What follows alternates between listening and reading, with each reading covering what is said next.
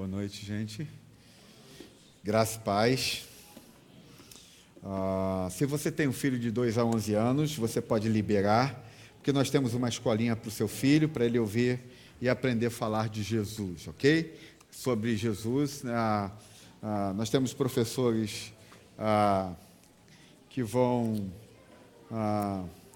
falar sobre o que Jesus fez na cruz do Calvário.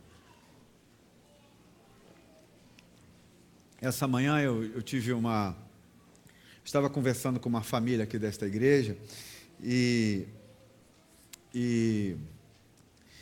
enquanto eu estava conversando com ela, ela disse, falando sobre a sua filhinha tem talvez 4 anos, se eu não me engano, 4 ou 5, e ela então disse, olha, pastor, que coisa incrível aconteceu.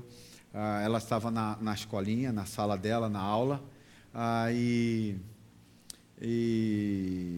a professora olhou o tempo e viu que estava um tempo muito fechado e disse assim, hoje nós vamos ter um dilúvio. E imediatamente quando a professora falou que ia ter um dilúvio, essa menininha que é da nossa comunidade, levantou-se na sala de aula, no meio de todos os amiguinhos, e diz, não, professora, nunca mais vai haver um dilúvio. Nunca mais. Eu estava ouvindo isso. E diz que a professora, então me explique, por que nunca vai mais ter um dilúvio?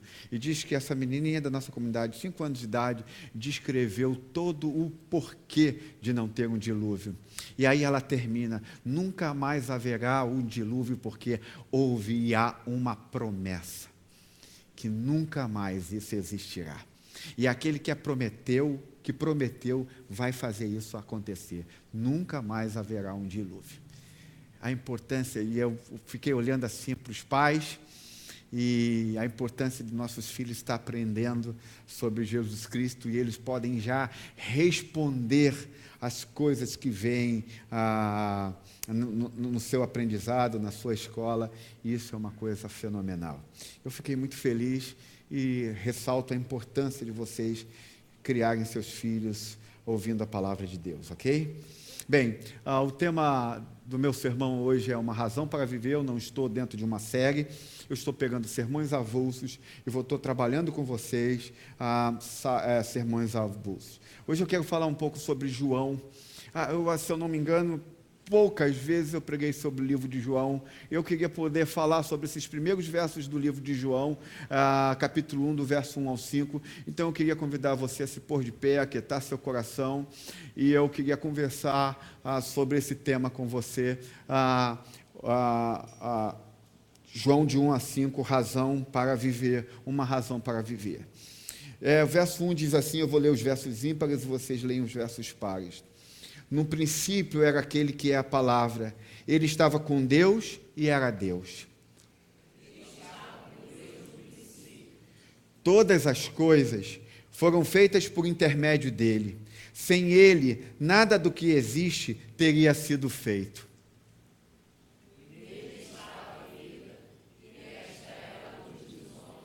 A luz brilhava nas trevas e as trevas não a derrotaram.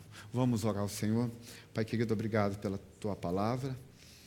É imprescindível que o teu Espírito fale, e é imprescindível que o teu Espírito Santo quebre corações duros, senão nada valerá, nada. Então eu quero te rogar por isso, que o Senhor, o teu Espírito possa estar ungindo ao teu servo para poder falar sobre esse texto tão fascinante de João, capítulo 1, do verso 1 ao verso 5.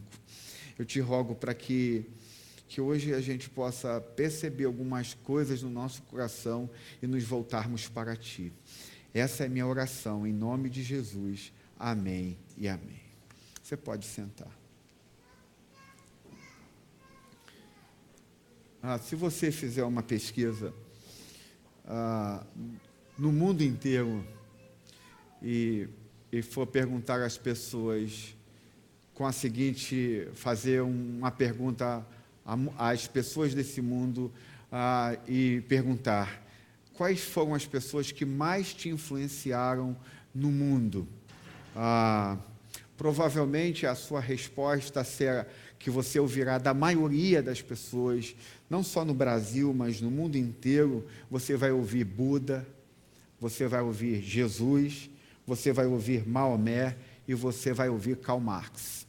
É incrível sobre até a questão do Karl Marx. Esses dias eu estava lendo no Facebook sobre um rapaz postando sobre a igreja, sobre uma igreja histórica no nosso país, que ela proibiu que maçons fizessem parte do cristianismo, e essa é uma decisão acertada, fizessem parte da sua igreja.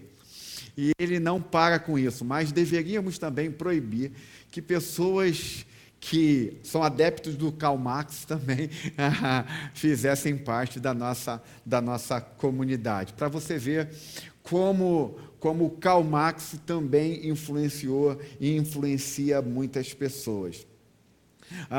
Dentro desses quatro pessoas que eu acabei de citar agora, apenas um escreveu alguma coisa. Era Karl Marx, o filósofo, porque todos os três restantes, que eram líderes religiosos, eles não escreveram nada. Nada você não tem nenhum escritos dele. Jesus, por exemplo, nunca escreveu nada. A razão da nossa vida, o sentido da nossa vida, a razão do nosso viver, nunca escreveu nada. Ele nunca sequer se sentou em algum momento e escreveu qualquer frase sequer, a não ser aquela que nós não sabemos, foi quando ele se prostrou diante dos fariseus e escreveu algo que nós não temos a mínima ideia do que tenha sido. Mas Jesus nunca escreveu nada. E por isso, para a gente descobrir quem é Jesus, é preciso ir ao melhor amigo dele, que é João. A Bíblia diz que João é o discípulo amado de Cristo. Não sei se você já parou para perceber isso, mas em algumas histórias ou algumas pinturas de Rembrandt, você vai ver Jesus lá na grande ceia, e quem está com o seu ombro encostado no ombro de Jesus, quem é? João. Porque ele é o melhor amigo de João. E uma coisa incrível que acontece, que a igreja primitiva faz uma descrição extremamente interessante sobre João. Não sei se vocês já viram isso, mas a igreja, não a igreja primitiva, é também a igreja primitiva, mas logo já depois de João e vai caminhando, eles fazem a descrição de João como uma águia. É possível ainda se encontrar mosaicos ou vitrais em algumas igrejas muito antigas, onde João é retratado como uma águia. É incrível como a igreja olhava, a igreja primitiva, e o início da igreja olhava como o que João significava para ela. Mas, obviamente, que ela não olhava para João como nós olhamos hoje uma águia. Eles olhavam para João como uma águia, porque uma águia é um dos poucos pássaros que é capaz de ir em direção ao sol e olhar ao sol, e ver o sol face a face e contemplar a sua beleza. A igreja também via João como uma pessoa, das poucas pessoas que era capaz de contemplar a beleza de Cristo e a majestade de Cristo como ele. Ele era um dos poucos que era capaz de ver a beleza que havia em Jesus Cristo, contemplar a incomparável majestade de Jesus. Então, João, nos seus primeiros versos, vai falar coisas incríveis do seu grande amigo, que é Jesus.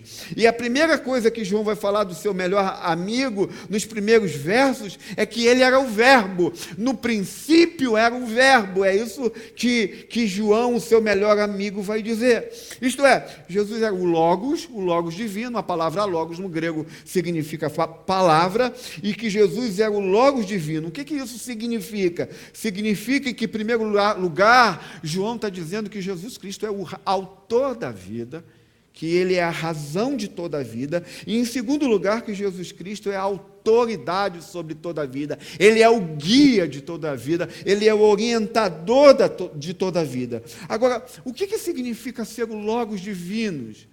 O que significa ser essa descrição de João sobre Jesus? Vamos dizer aqui que você sabe que São Gonçalo é um dos lugares mais quentes desse estado, né? A não ser Bangu que bate na gente. E se você já deixou o seu carro no sol, num sol de 40 graus, você, se botar a mão no capô do seu carro, o que vai acontecer? Você vai o quê?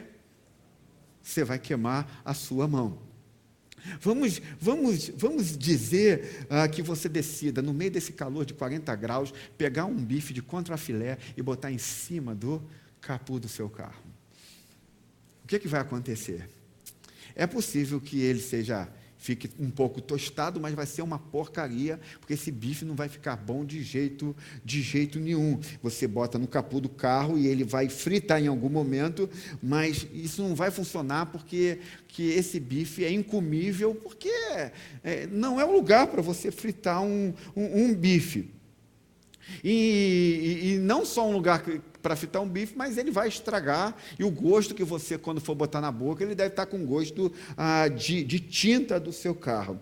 Então, o que você descobre? Que você não pode fritar um bife no capô do seu carro. Isso é uma das coisas que você vai descobrir. Por quê? Por que você faz isso? Por que você, por exemplo, é capaz de pegar... Olha, isso, eu estou falando de capô de carro, mas é uma extravagância minha, mas tem gente que frita carros em lugares frita bifes em lugares não apropriados. Não sei se você já ouviu falar sobre isso, mas eu só estou citando o carro para que você entenda a ilustração da minha mensagem. Por que você faz isso? Por que uma pessoa é capaz de pegar um bife e botar em cima de um capô de carro, onde é um lugar não apropriado? Porque você não entende o logos. Você não entende a função do capô do carro. Você não entende o princípio da existência. Só uma pessoa que bota um bife para fritar num capô de um carro é porque ele não entende a função e não entende a existência do porquê foi criado o carro e para que serve o capô do carro. Até você entender para que serve o capô do carro e você entender que o capô do carro serve para isso, não é para você fritar um bife, ele é para proteger o motor do seu carro, ele tem uma função diferente, é porque quando você bota o bife lá, você está brincando com coisas sérias que você não tem a mínima dimensão do que isso significa. Então, o que os gregos estavam tentando entender, e João vai responder, é o que é a vida. O que significa a vida? Por que vocês estão aqui? É isso que João está tentando dizer para os irmãos em Cristo. Qual é o princípio da existência? Qual é o propósito que vocês têm aqui? É isso que João está querendo mostrar para nós, e estava querendo mostrar para o pessoal da língua grega como que eles deveriam conduzir a vida deles. E eu não sei se você chegou aqui e já parou para imaginar por que vocês estão aqui. Por que vocês vêm aqui? Qual é o propósito da vida de vocês? Não sei se você entende, mas nós, não só os gregos, mas nós estamos também vivendo um momento da nossa existência que nós queremos poder extrair o máximo que podemos de nós. Porque nós queremos descobrir a essência da nossa vida, nós estamos querendo descobrir qual é o propósito que nós temos nessa vida, e talvez haja gente sentada aqui que esteja se perguntando, de fato, para que eu existo? Por que eu estou aqui? Por que eu tenho que ir para uma igreja num domingo? Qual é o sentido da minha vida? Para que eu sirvo? É isso que João está tentando responder. E nenhum filósofo conseguia responder isso. Nenhum filósofo conseguia dizer, olha, você vive para isso. Você existe por causa disso. Você existe por isso e para aquilo. Então, quando Jesus aparece em cena, quando João revela Jesus no seu livro e nos seus escritos, os filósofos estavam dizendo que não há resposta para esse tipo de pergunta. É como se você estivesse aqui, gente. Eu me sinto sem utilidade, sem razão para viver. Imagino que você esteja aqui, esteja assim. Você trabalha de segunda a segunda, diariamente você está trabalhando, não é você que consegue fazer a sua agenda, as pessoas fazem a sua agenda, e aí você se pergunta, meu Deus, será que a vida é só isso? Será que é só isso que eu vou viver? Eu vou me estudar, me matar, estudar, trabalhar? Qual é a razão de eu existir? Por que eu estou aqui? Então, quando João diz que Jesus Cristo é o Logos, é a palavra, João está dizendo que Jesus é uma pessoa que é conhecida e pode ser conhecida, que ele é uma pessoa que veio para servir e não para ser servida, que Jesus Cristo abrange todas as áreas da vida de uma pessoa, isto é, todas as tuas perguntas, todas as questões da sua vida, Jesus é capaz de resolver, Ele é capaz de responder, Ele é capaz de fazer a sua vida ter um sentido. Então, João está dizendo que quando você conhece Jesus e começa a amar a Jesus, ele começa a encher a sua mente, ele começa a encher a sua alma, ele começa a encher o seu coração de tudo que ele é, e então ele passa a ser o início e o fim da sua vida. Ele passa a ser tudo na sua vida, ele começa a dar o sentido na sua vida. Então você, quando sai de casa para vir para a comunidade, ou quando sai daqui para ir para o seu trabalho, você, em vez de vir arranhando para ver o que vai acontecer na sua vida, não simplesmente você vai, como diz o salmista, alegrei-me como me disseram, vamos à casa do Senhor. Ou então quando você vai para o seu trabalho, você lá, os profetas dizendo, mesmo os cristãos, mesmo o povo de Deus no exílio, quando Deus diz para eles, façam o melhor do trabalho de vocês, porque vocês vão ficar muito tempo aqui, então vivam a melhor vida que vocês podem viver neste lugar. João está dizendo que Jesus Cristo é a razão de viver. Mas Jesus está dizendo também que João está dizendo que Jesus é o ponto de referência de todas as decisões, que Jesus é o ponto de referência de todas as suas prioridades na sua vida, e eu quero imaginar aqui, embora eu esteja falando isso vocês já sabem, tudo que eu estou falando agora, não há novidade alguma, mas a pergunta que eu faço é, Jesus é a prioridade de vocês? Jesus é tudo que vocês têm mesmo? Jesus é. Você o ama mesmo? Ele é o seu início e fim? Ele é o ponto de referência nas decisões que você toma na sua vida? É de fato isso? É de fato, Jesus Ele é a prioridade da sua vida? Porque João está dizendo que se Jesus não for o seu Logos, você é dono do seu próprio coração. Se Jesus não for o Verbo vivo de Deus, você está criando e você já criou o seu próprio Logos. Você criou o seu próprio verbo para você. Você criou para você a sua própria razão de vida. É isso que João está dizendo, que se Jesus não for teu Logos, a tua prioridade de vida, a prioridade das tuas decisões, então você é a sua prioridade, você é o seu Logos. Você é que decide sobre você. Então Jesus Cristo está dizendo para as pessoas da época, não, gente, olha, Jesus é a razão da vida, é a razão de viver. Mas João não para aí.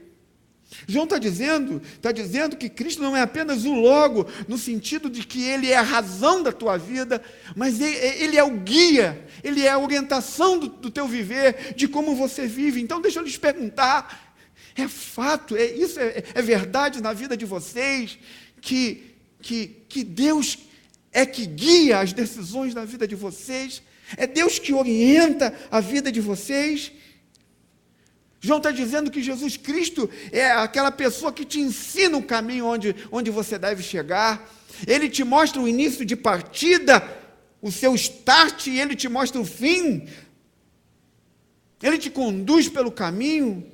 E João está dizendo que Jesus é a verdade, e ele diz como a gente precisa viver, e como nós devemos viver.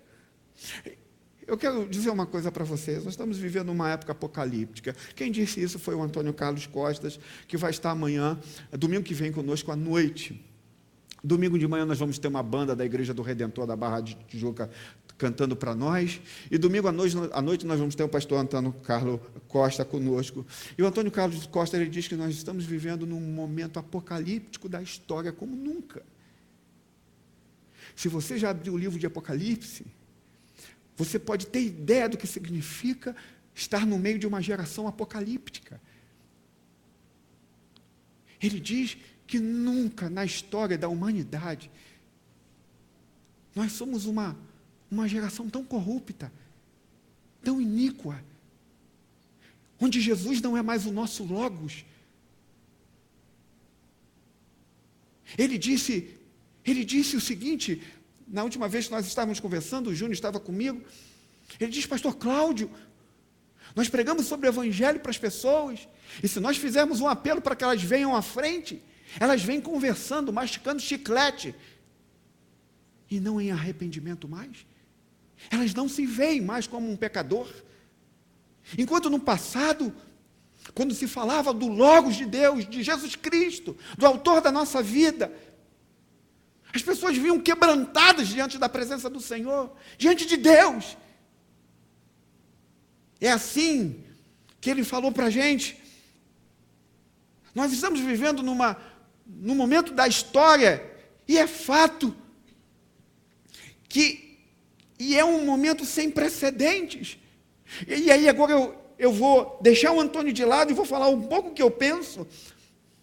Irmãos, gente, deixa eu dizer alguma coisa para vocês. Nós estamos no Ocidente, nós não somos perseguidos, mas deixa eu lhes falar, isso vai acabar, irmãos. Isso vai acabar. Mas, pastor, por que você está dizendo isso? Porque você estava em casa orando e Deus te revelou? Não! É porque eu leio a Bíblia. E a Bíblia diz que nos últimos dias nós seríamos entregados à morte. Nós seríamos perseguidos. Nós seríamos maltratados. Então vocês acham que isso que está acontecendo no Oriente não vai chegar aqui? Senhores, não se enganem. O meu papel como pastor eu não sou um profeta apocalíptico. Vocês sabem que eu prego a graça o tempo todo. E às vezes pago um alto preço por isso. Mas pagarei esse alto preço independente de qualquer coisa. Porque eu acredito no Evangelho da graça. Mas nós estamos vivendo um momento que o que João disse, que Jesus é o Logos da vida, nós estamos abandonando o Logos da nossa vida. A razão de nosso viver. Então nós estamos numa era apocalíptica, sim. Vocês acham que esse mundo vai ficar essa moleza que nós estamos vivendo? Você acha que o Ocidente vai viver essa moleza que a gente está vivendo? Não vai, irmão. E eu quero poder botar um mastro firme sobre vocês, para que o dia que isso acontecer, vocês estejam firmes e seguros no Redentor da vida de vocês, no Logos de Deus. Porque isso vai acontecer. E deixa eu te falar, se não acontecer na minha geração, possivelmente acontecerá na geração dos meus filhos. E dos seus filhos. Gente, numa era onde não há verdade, nós estamos numa era onde não há certo e errado, nós estamos numa era onde as pessoas simplesmente tomam as decisões baseadas nas suas verdades. Esses dias uma coisa incrível aconteceu, eu não sei se você já aconteceu, mas minha esposa chegou em casa apavorada, ela entrou numa rua com um carro, e ela estava na mão dela, e uma outra mulher entrou na mão dela, e fez com que ela subisse na calçada para passar, senão bateria na minha esposa. Como? E aonde? Aqui no centro da cidade. Minha esposa na mão, com o carro dela na mão dela, E essa senhora, essa moça de 40 anos, não é no máximo 40 anos, sai do carro por 2 vezes e ameaça. Então nós estamos vivendo uma sociedade que ninguém sabe o que é certo e errado, o que é verdadeiro, o que é falso. Então é possível que vocês ouçam o evangelho comigo aqui hoje, e ao mesmo tempo vão para casa e ouçam uma outra pessoa que prega o liberalismo teológico, qualquer outro tipo de coisa, e vocês dizem, gente, isso é de Deus. Nós precisamos do Logos de Deus em nós. O espírito da época nos aprisionou, nos dotou de um senso divino. Não que nós temos a divindade em nós, mas nos dotou de um senso de sermos deuses. Por isso que nós que decidimos a verdade, por isso que nós decidimos o que é certo e o que é errado. Nós vamos nos levantar amanhã para sair para o trabalho, vocês vão sair daqui hoje à noite, e a gente sai daqui hoje, amanhã e hoje à noite, com aquela sensação que nós não temos a quem obedecer. Possivelmente muitos de vocês vão se levantar daqui com a sensação de que você não tem a quem obedecer, onde você não tem a quem se submeter.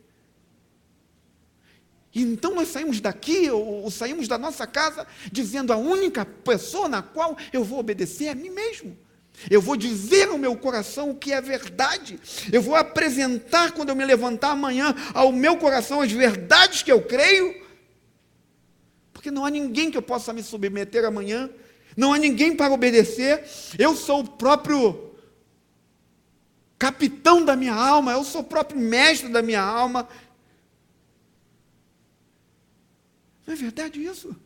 Pode ser até nos nossos lábios que isso não aconteça, mas a nossa prática de vida normalmente é assim.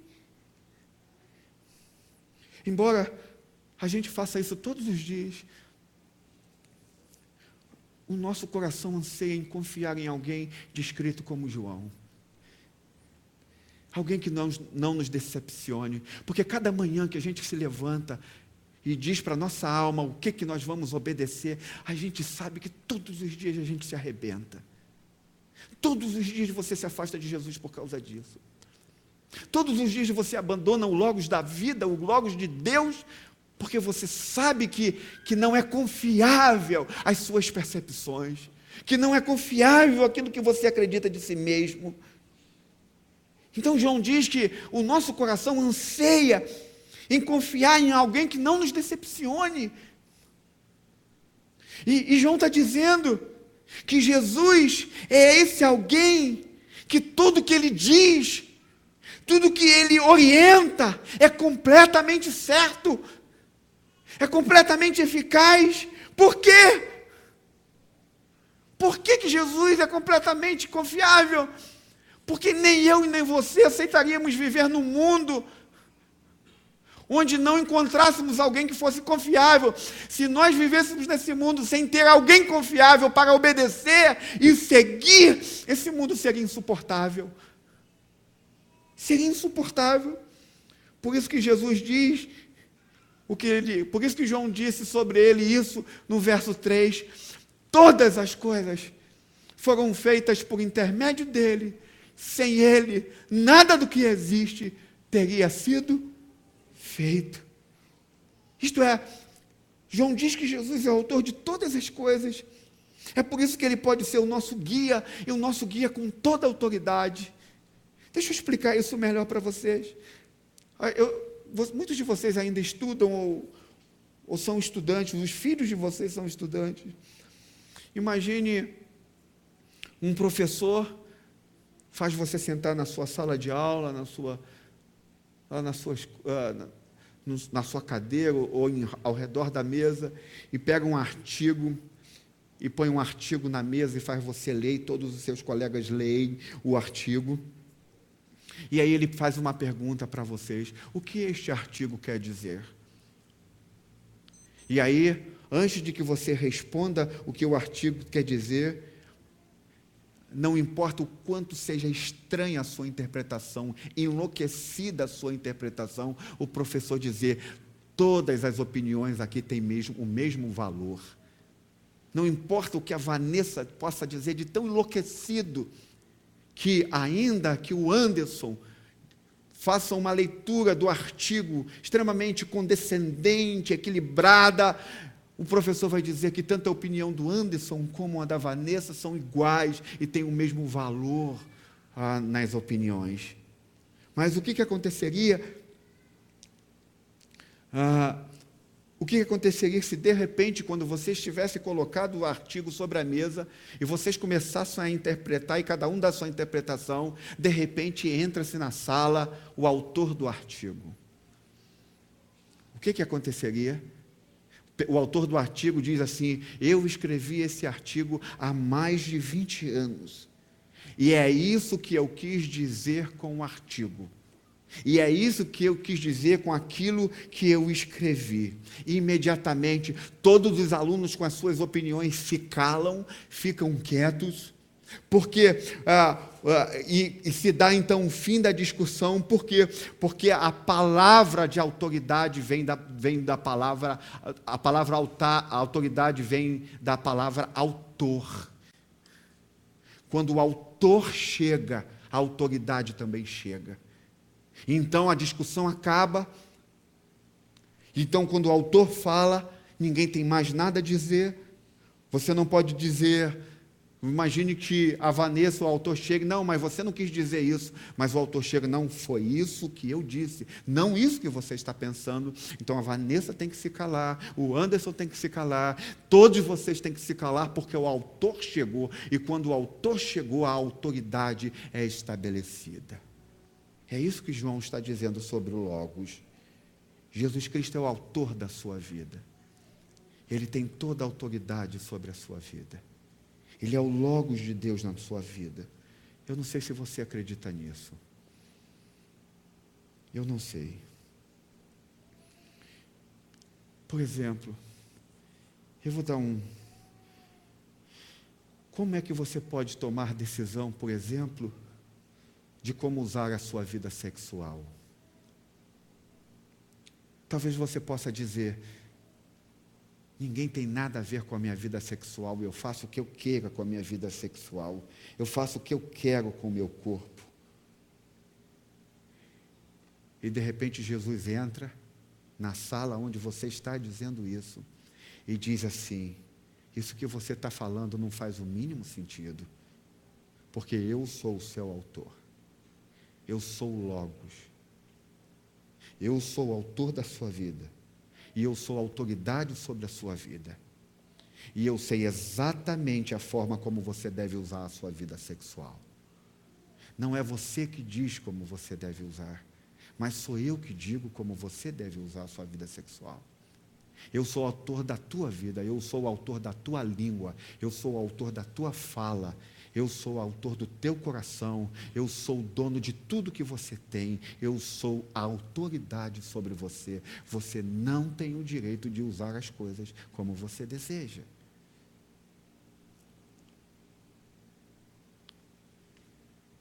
O autor chega para mim e para você e diz, eu construí o seu corpo, eu construí você, eu construí o seu próprio coração, eu construí o sexo, eu inventei o sexo, eu construí a sua mente, eu construí o seu corpo, e eu é que digo como você deve usar o seu corpo. Ainda que todos vocês aqui tenham uma opinião diferente sobre a sexualidade, vocês devem se calar, porque Jesus é a autoridade final, Ele é o Logos de Deus. Ele é a vida de Deus. E as tuas opiniões, as opiniões de vocês, precisam se render à declaração máxima daquele que é o autor da nossa vida, daquele que é o construtor da nossa vida, e daquele que é o construtor do nosso corpo, daquele que é o autor e o construtor da nossa alma, daquele que é o construtor da minha e da tua vida. É isso que João está dizendo do que ser Logos, do que esse Logos é. O fato de vocês têm opiniões diferentes, João diz que você deve se render ao autor da vida. É obviamente que vocês sabem que a própria alma, que a sua própria alma, o seu próprio coração, tem mistérios que você nunca vai compreender muito bem.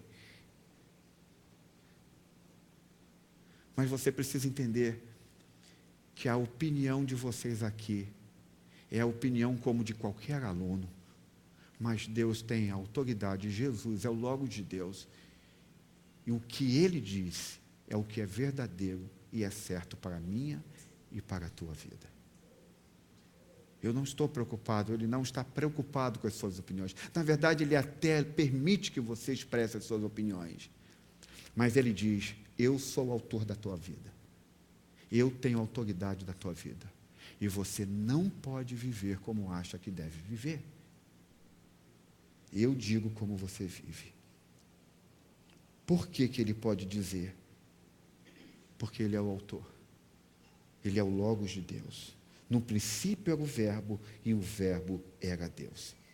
Então, Ele é autor da vida, e por Ele ser o autor da nossa vida, nós nos submetemos à sua vontade. Nós nos submetemos àquilo que Ele deseja. Deixa eu fazer uma pergunta para vocês. Eu lembro que eu falei que eu quero ser muito prático em todos esses sermões avulsos. Jesus é a nossa razão de viver. Ele é a tua.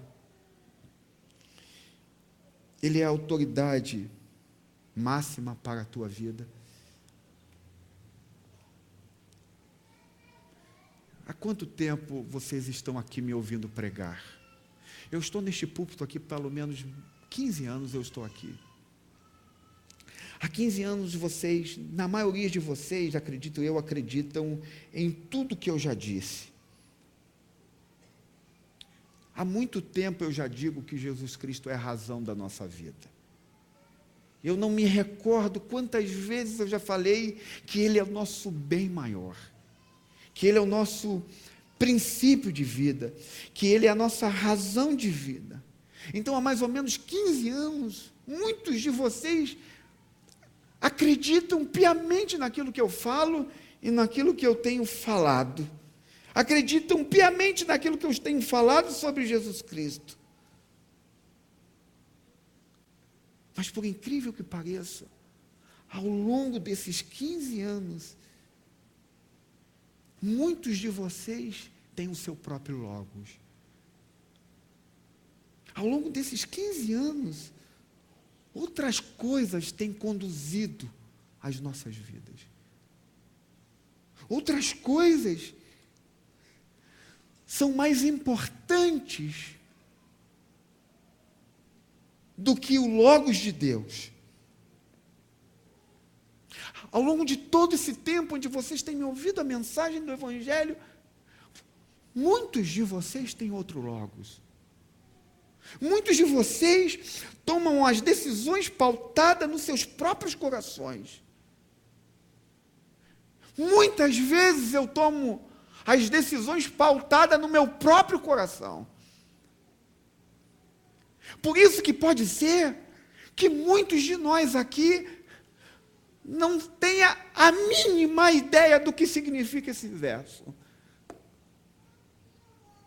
Por isso que talvez a maioria de nós não tenha um mínimo entendimento do que esse verso significa. O verso 4 diz, nele estava a vida, e esta era a luz dos homens. Sabe por que nós, na maioria de nós, não sabemos o que significa esse verso? Que embora seja fácil de interpretá-lo à luz da nossa capacidade intelectual, nele estava a vida. E esta era a luz dos homens. Tão fácil de interpretar que você não precisa nem ser cristão para interpretar isso. Mas preste atenção. Sabe, nós podemos levar anos ouvindo sobre a beleza do Evangelho, sobre o que significa Jesus Cristo, e Ele só ser uma justificativa para a nossa vida. Jesus só é uma justificativa para as tuas ações, para as minhas ações. Ele não passa de uma justificativa para a tomada das minhas decisões. Porque fazer dele a razão da nossa vida é bem diferente. Fazer dele a razão do nosso viver é bem diferente.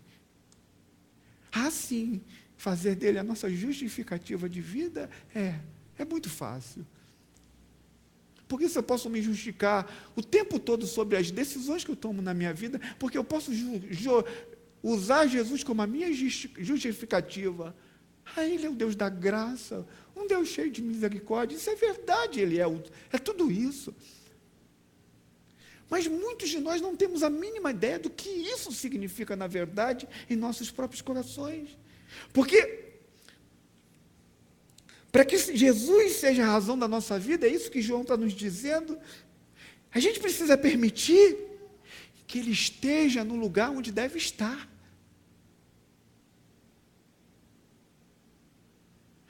Para João está dizendo que para que Ele seja isso em nossa vida, é preciso que a gente dê a Ele toda a autoridade sobre a nossa vida.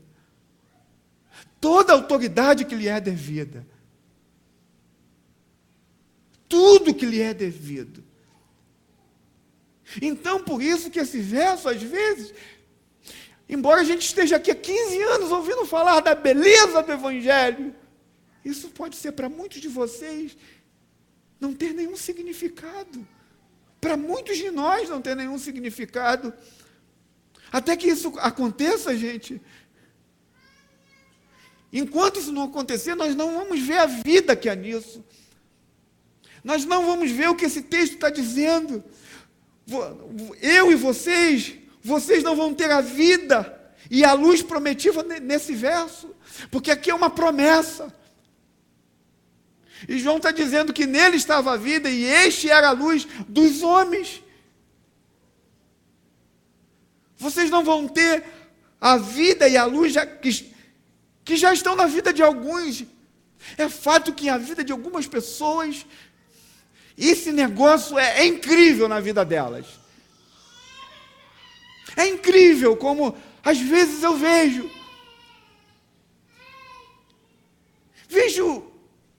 de forma inimaginável como é possível olhar em algumas pessoas e dizer, cara, essa pessoa não só entende o que este verso significa, mas vive esse verso na sua vida. Eu não consigo olhar para essa pessoa e vê-la levantando-se pela manhã, num dia de segunda-feira, e dizendo ao seu próprio coração que vai fazer o que deseja fazer, porque ele é o dono do seu próprio coração.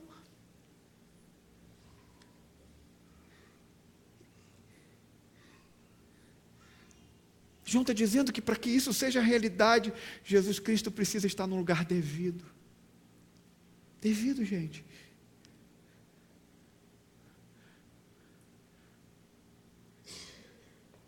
João está dizendo que você precisa fazer dele, o Logos divino, o seu rei. E quando você descobre, como você faz de Jesus o seu rei, você começa a descobrir coisas maravilhosas que ele vai construir na sua vida. Jesus é a razão da sua vida. Ele está no lugar que deveria estar no teu coração. Ele está no lugar exato que deveria estar na tua vida. Ele é digno de toda a honra. Ele, de fato, é o autor da sua vida. Porque Logos, quando você diz que Jesus Cristo é autor da minha vida, você está dizendo que Ele é toda a autoridade da minha vida. É Ele que diz como eu vou viver. É Ele que diz que eu vou fazer com o meu dinheiro. É Ele que diz que eu vou fazer com o meu namoro. É Ele que diz que eu vou fazer com o meu casamento. É Ele que diz como eu vou tratar o meu próximo. Porque Ele é o autor da minha vida. Ele é o autor da nossa vida. E eu temo que poucas pessoas tenham experimentado isso de forma real nos seus corações. Por isso que o Antônio Carlos falou que nós estamos no momento apocalíptico da história. Jesus Cristo precisa ser o Verbo de Deus em nós. Talvez você esteja aqui e possa dizer, e talvez diga, pastor, eu não consigo acreditar nisso, até eu queria. Eu queria até poder permitir que Deus seja o centro da minha vida. Eu queria poder entregar a Ele todas as decisões da minha vida. Eu queria poder entregar a Ele todo o reinado da minha vida, mas eu não consigo fazer isso. Eu não sei se você entenda, mas Jesus tem 3 ofícios, e um dos ofícios de Jesus é que Ele é o profeta. Ele é profeta, sacerdote e rei. Esses são chamados na teologia dos 3 ofícios de Deus. E Ele é um profeta. A Bíblia chama Jesus do maior dos profetas, do grande profeta. Então a Bíblia diz que Jesus não é como Buda, não é como Maomé ou como Max, porque o profeta Jesus ainda está vivo. Ele vive e Ele reina para sempre. Ele ainda está aqui no meio de nós. E Ele ainda está à destra do Pai e sempre estará. E Ele sempre estará revelando a sua vida entre nós. O profeta Jesus, o Logos de Deus, como diz João, ainda está vivo. E João diz que Jesus não é um profeta que traz a verdade. Jesus não é um profeta que traz a verdade ou que fala a verdade. João diz que Jesus é a verdade. Eu sou a verdade e a vida. E o quê?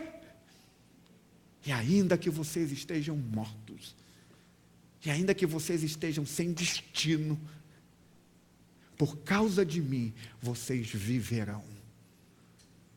Eu sou o Logos. Eu sou o autor da vida de Jesus. Ele é o profeta. Ele é a verdade. Sua voz é uma poderosa verdade. A Bíblia diz que desde o início a sua voz faz as coisas do nada virem a existir. A Bíblia diz que desde o início a voz dele ecoa entre toda a terra. Eu não sei se vocês lembram do episódio de Lázaro, mas Lázaro, ele chega Lázaro tinha morrido, ele chega ao túmulo do Lázaro e ele diz: Lázaro, vem para fora.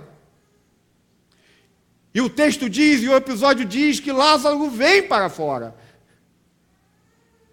Eu não sei se você está entendendo isso. A voz de Jesus é tão verdadeira que um morto é capaz de ouvir a sua voz. A sua voz é tão poderosa que o coração mais endurecido desta terra é capaz de ouvir a sua voz. Entende? O que é o Logos de Deus? Então a Bíblia diz que um morto ouve a voz de Jesus, porque Jesus é a verdade, e por Ele ser a verdade, até a morte, até o morto, e até um coração extremamente endurecido, pode ser inflamado pela beleza da sua voz, pode ser inflamado pela beleza da sua majestade, pode ser inflamado pela beleza da sua verdade. Jesus é o Logos.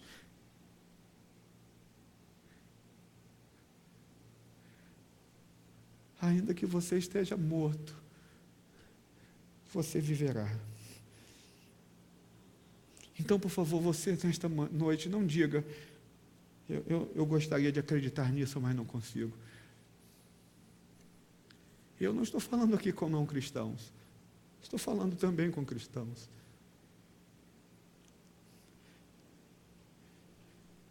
Na verdade, não diga que você não pode acreditar nisso como realidade. Mas que tal você hoje, prostrado diante dele, você pode se colocar diante dele e dizer: eu não tenho nenhuma desculpa, Deus, diante de ti. Eu não tenho nenhuma justificativa diante de ti. Eu quero olhar para a sua verdade, eu quero olhar para você, eu entrego a minha vida a ti, e eu quero te rogar para que você seja a minha verdade. Que você é que tome as decisões da minha vida. Eu quero te entregar toda a minha vida em tuas mãos, todo o meu ser em tuas mãos, porque você é a verdade que é capaz de fazer um morto como eu ouvir a beleza da tua verdade. Entende o que João está dizendo? No verso 3 e verso 4 ele diz: todas as coisas foram feitas por intermédio dele.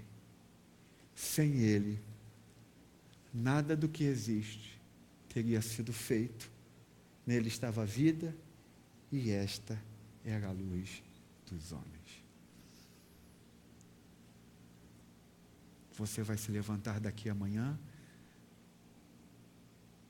na sua casa, ou vai sair daqui agora à noite. O que você vai fazer? Ele é autoridade sobre a sua vida? Você tem jogado Jesus de escanteio?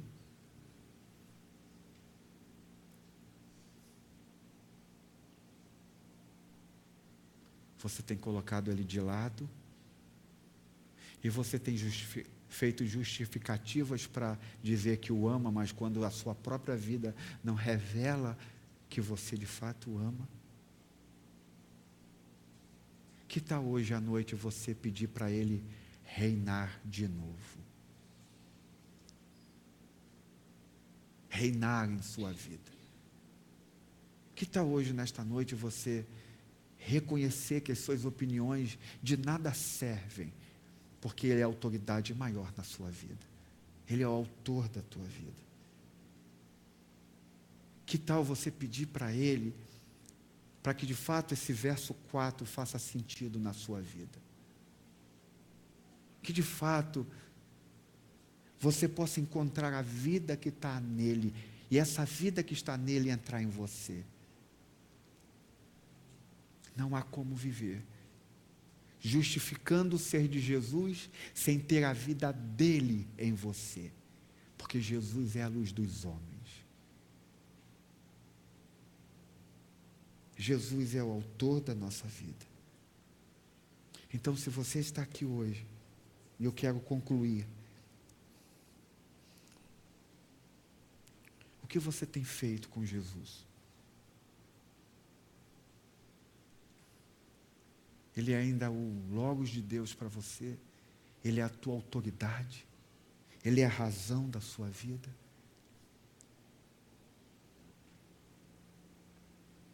Ele é a razão do seu coração? Ele é a razão para você ter esperança na sua vida? Ele é tudo para você? Ele é o guia da sua vida? Ele é a autoridade na sua vida? Ou ele está em algum lugar da sua existência que você nem sabe aonde está? Porque há muito tempo atrás você deu um chute nele. E você só vem aqui para se justificar com ele.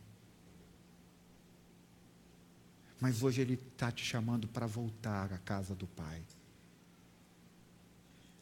Para que ele seja a tua vida. Para que brilhe a luz dele de novo em você. Para que a beleza do Evangelho esteja de novo em você. Você quer tomar uma decisão hoje de dizer: Senhor, eu quero que você volte ao lugar digno de honra na minha vida. perdoe porque eu te joguei de escanteio. Me perdoe porque eu fui influenciado pelo espírito desta época.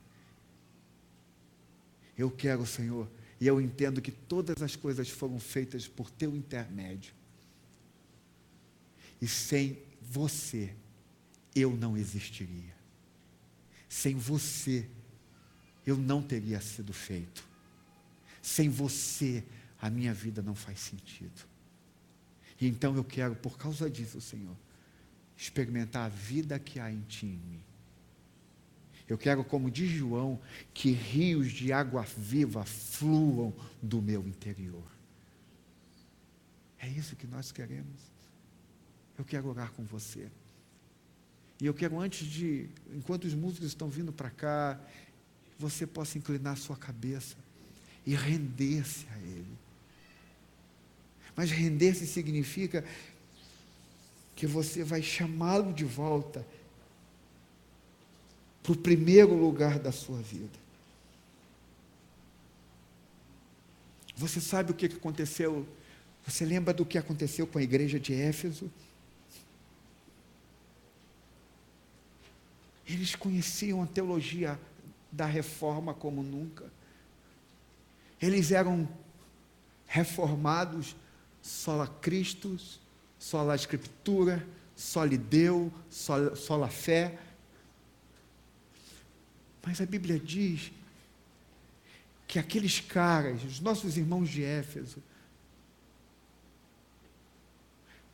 esqueceram de quem Jesus era para eles. Esqueceram que Jesus era o Logos, a palavra e a autoridade. Então eles abandonaram o seu primeiro amor. Não é que eles abandonaram o primeiro amor quando se converteram, eles abandonaram o seu primeiro e único e maior amor, que era Jesus.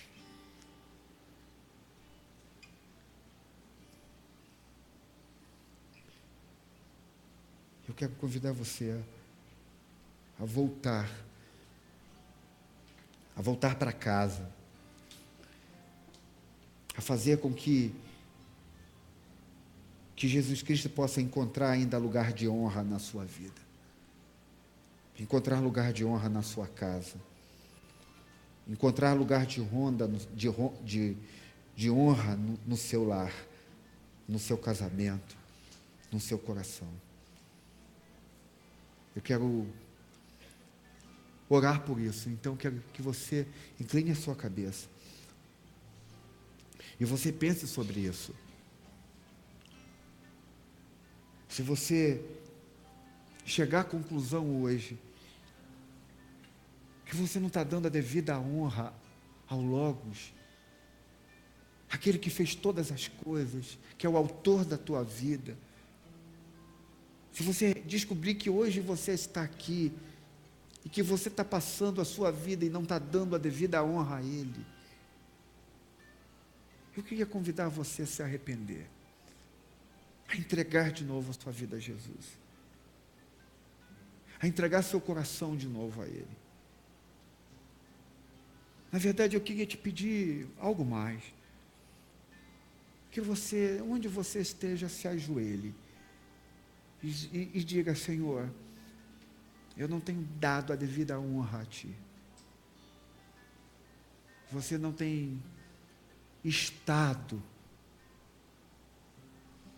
dignamente onde você deveria estar na minha vida. Você não tem sido a autoridade que deveria ser no meu coração. Então, enquanto nós vamos estar orando aqui e adorando, onde você está? Eu não vou te chamar para você vir aqui à frente. Eu não estou no teatro nem no cinema. Eu estou na casa que a gente chama casa de oração, que o próprio Jesus denominou a sua igreja de casa de oração. É aqui que as pessoas se arrependem, que mudam o rumo das suas vidas. Então, onde você estiver, você incline, se prostre, se você puder, se você quiser. Se você de fato pode assumir não só você diante de Deus, mas diante de todos os que estão aqui, que você tomou uma decisão equivocada na sua vida. A resposta disso é que você terá a oportunidade de, como nunca na tua vida, ver a luz dele resplandecer em você. Então eu queria convidar você a entregar a sua vida a Jesus. Nós vamos adorar. Se você quiser fazer isso. Se você disser, Senhor, eu quero me ajoelhar, porque eu te coloquei por escanteio por muitas vezes na minha vida. E eu quero que o Senhor volte ao lugar que é digno de honra do meu próprio coração. Enquanto nós vamos adorar, se você desejar, você pode fazer isso agora.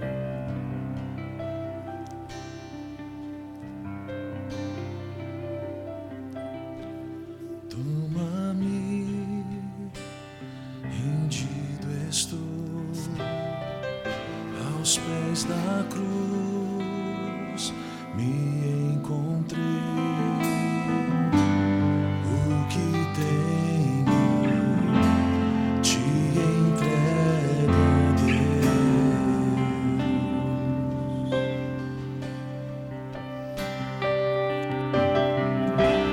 Vem limpar as minhas mãos, purificar meu coração, que eu ande em tudo tu tens pra mim.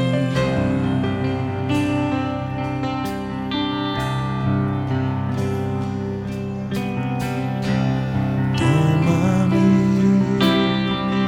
rendido estou aos pés da cruz, me encontrei.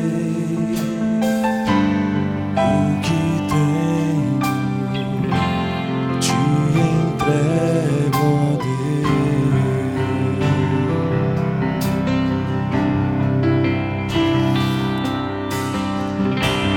Vem limpar as minhas mãos, purificar meu coração, que eu ande em tudo que tu tens pra mim.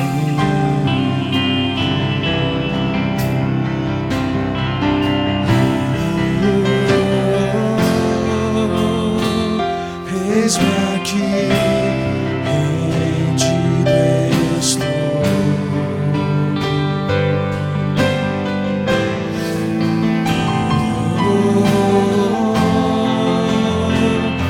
És meu teu e tu és meu.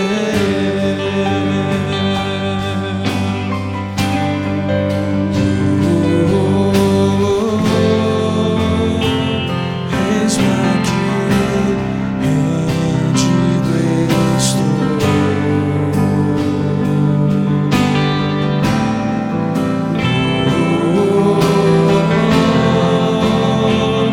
Eu sou teu e tu és meu,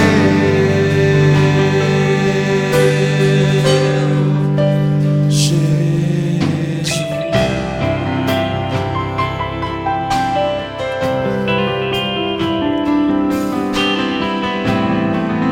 Pai querido, nós te pedimos que durante a oferta, quando nós trazemos os nossos dízimos e ofertas em tuas mãos, e durante a ceia do Senhor, quando nós oferecemos a nossa vida a Ti, nós queremos te pedir que a gente possa refletir sobre isso. Refletir se nós não temos te jogado para escanteio na nossa vida. Se nós não temos colocado você bem distante da nossa existência. Nós queremos te pedir, Pai, que o Senhor nos ajude nesta noite. Eu quero te pedir que o Senhor possa inflamar o nosso coração com a sua verdade. E que o Senhor possa fazer corações mortos ouvirem a tua beleza da tua verdade. Que o Senhor nos ajude, Senhor, ainda que o nosso coração esteja completamente endurecido, que ele possa ser amolecido pela beleza da tua verdade. Ajuda-nos nesta noite. E enquanto nós virmos aqui para frente oferecer o nosso dinheiro e oferecer a nossa vida a Ti, para comer do pão e beber do cálice, nós possamos vir dizendo: Senhor, toma o Teu lugar devido, Senhor. Toma o Teu lugar devido. Toma o Teu lugar devido na minha vida. Toma o Teu lugar devido na minha existência. Em nome de Jesus, Senhor, eu peço que Tu faças isso. Em nome de Jesus. Amém e amém. Você pode vir ao altar do Senhor.